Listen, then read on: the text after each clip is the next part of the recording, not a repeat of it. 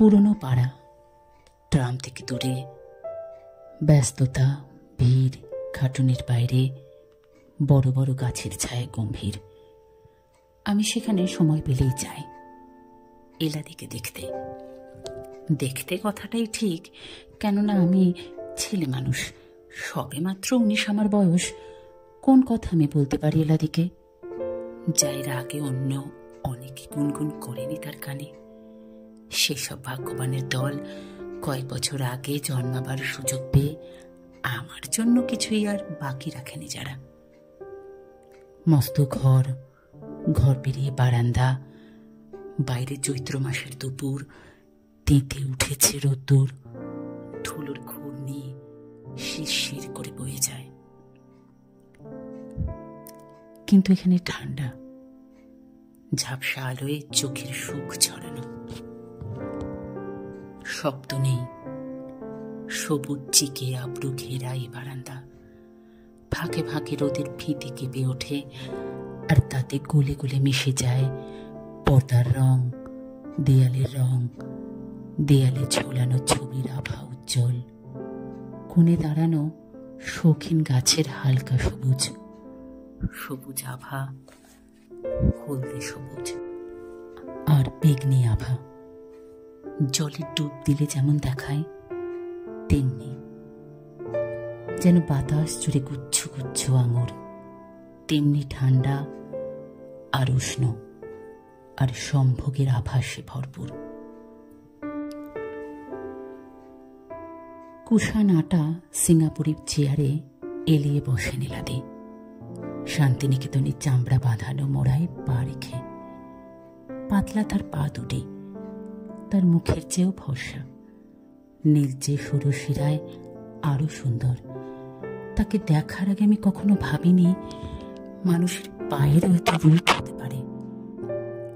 আমি তাকিয়ে থাকি সে পায়ের দিকে, যেখানে লুটিয়ে পড়ে যায় শাড়ির পাড়, ময়ূরের বুকের মতো নীল। তিনি সামনের দিকে একটু ঝুঁকে সিগারেট ধরান। যখন তার মুখ থেকে ধোঁয়া বেরোয়, আমি বুক ভরে নিঃশ্বাস টানি। নিঃশ্বাসে তার বিলিতি সিগারেটের সুবাস পাই, আর সেই সঙ্গে ইঞ্জেকশনের ছুঁচের মতো আমাকে মেধে জানি না কোন অদ্ভুত নামের সুগন্ধ। আমার মাথার মধ্যে ঝিমঝিম করে ওঠে, নিজেকে এত হালকা মনে হয় যেন আমি পাখির মতো উড়ে যেতে পারি। গাছ থেকে শুকনো পাতার মতন তার ঠোঁট থেকে একটি দুটি কথা যখন খসে পড়ে, শুধু তখন আমি তার মুখের দিকে তাকাই। চোখে চোখ পড়লে একটু হাসি এলাদি। লিপস্টিকে রাঙানো ঠোঁটের ভাগ্যে তার দাঁতের সারি এত উজ্জ্বল যে আমি তখনই মাথা নিচু করি, পাছে ভব্যতার সীমা পেরিয়ে যায়। তাছাড়া আমার অন্য কথাও মনে পড়ে। মনে পড়ে আমার কাকিমাকে, এই তো গলির একতলে যার বাসা, যার দিনের মধ্যে 6 ঘন্টা কাটে রান্নাঘরে, যার 5টি ছেলে মেয়ে ছোট হয়ে যাওয়া জামা পরে ঘুরে বেড়ায়, যিনি দিনে দিনে ফ্যাকাশে আর রোগা হয়ে যাচ্ছেন, অথচ এখনো ডাক্তার ডাকা হচ্ছে না, পাছে কোনো শক্ত অসুখ ধরা পড়ে। অথচ তারও ছিল রূপ, সেই ভগবানের দান, মানুষের যত্ন ছাড়া যা কোনোদিন বাঁচে না। মনে পড়ে আমাদের ঠিকই যে হরিমতিকে, সকাল থেকে সন্ধ্যা যে বাড়ি বাড়ি ঘুরে বাসন মাজে, যার মুখের মধ্যে 2টো দাঁত আছে এখন, আর সে দুটো ঝুলে পড়া প্রকাণ্ড আর নোংরা হলুদ। তাকে দেখে এখন আর স্ত্রীলোক বলে মনে হয় না। তার শরীর যেন এক ভালি তক্তা, তার মুখ যেন মেয়েরও না পুরুষেরও না।